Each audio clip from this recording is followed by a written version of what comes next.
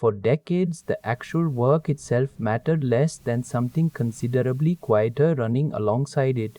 A colleague noticing you arrived early, a manager acknowledging a difficult problem you had genuinely solved, a receptionist saying good morning every single day without fail. Then retirement arrives, considerable free time finally opens up, and somehow a specific persistent restlessness settles in that gets labeled boredom, even while the actual days remain genuinely full of activity. Real research suggests this label is very often simply inaccurate, and Carl Jung's understanding of identity requiring genuine reflection offers a precise explanation for what has actually been lost. Research on retirees describing themselves as bored has found something genuinely different from actual clinical boredom, which involves a real deficit of stimulation and a restless craving for more engagement.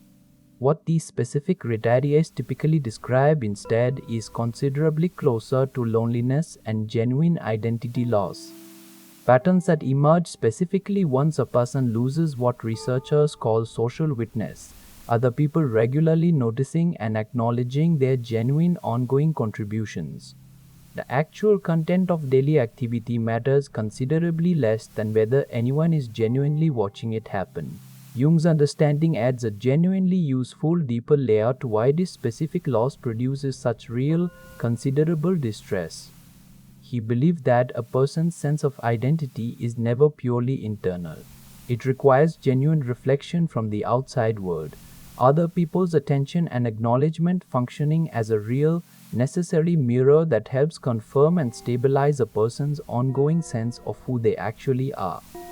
Decades of considerable regular workplace witness, however ordinary and unremarkable it seemed at the time, provided exactly this kind of stabilizing reflection, and its sudden complete absence leaves a genuine real gap that no amount of purely solitary activity, however objectively engaging, can fully replace.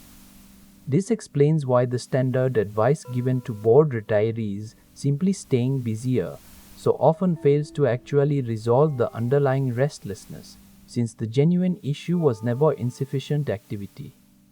Real research confirms that retirees maintaining what researchers call socially embedded routines, activities where other people genuinely witness and acknowledge their contribution, report considerably higher well-being than those pursuing purely solitary activities, even when those solitary activities are objectively more stimulating or more genuinely interesting on their own terms.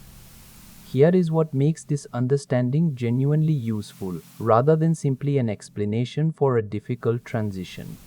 If you recognize this specific restlessness in your own retirement, it helps to seek out activities specifically structured around genuine, ongoing witness, volunteering where your particular contribution is actually noticed and acknowledged, teaching or mentoring where your specific knowledge visibly matters to someone else, rather than assuming any activity, purely by virtue of keeping you occupied, will actually resolve the underlying restlessness.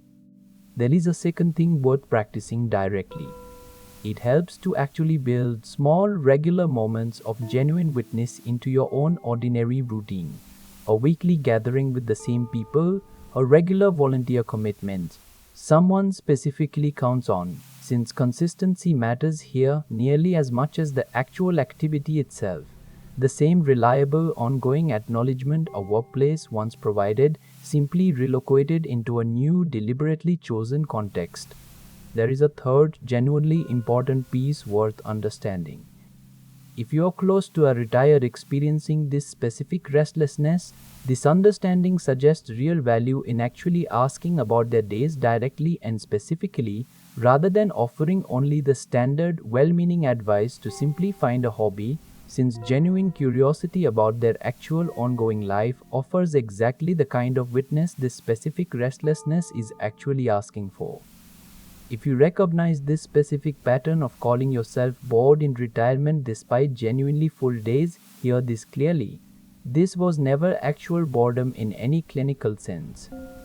According to both real research and Jung's understanding, it very often reflects a genuine loss of social witness, The ongoing reflection identity actually requires, and this deserves honest recognition and deliberate considered rebuilding rather than continued well-meaning advice to simply stay busier.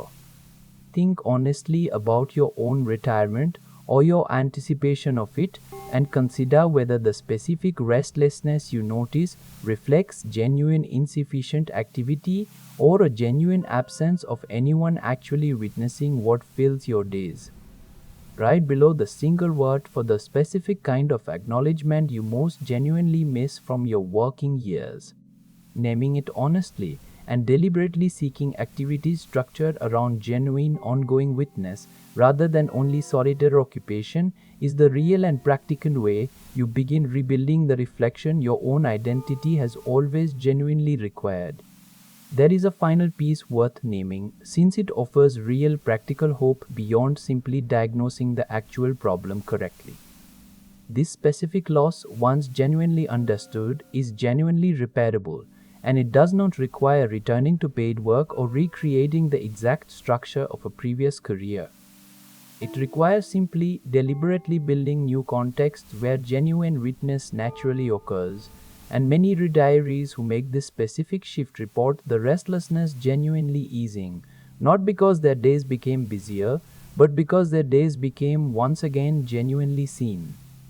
There is a second piece worth naming honestly, since it offers useful nuance to anyone navigating this exact transition.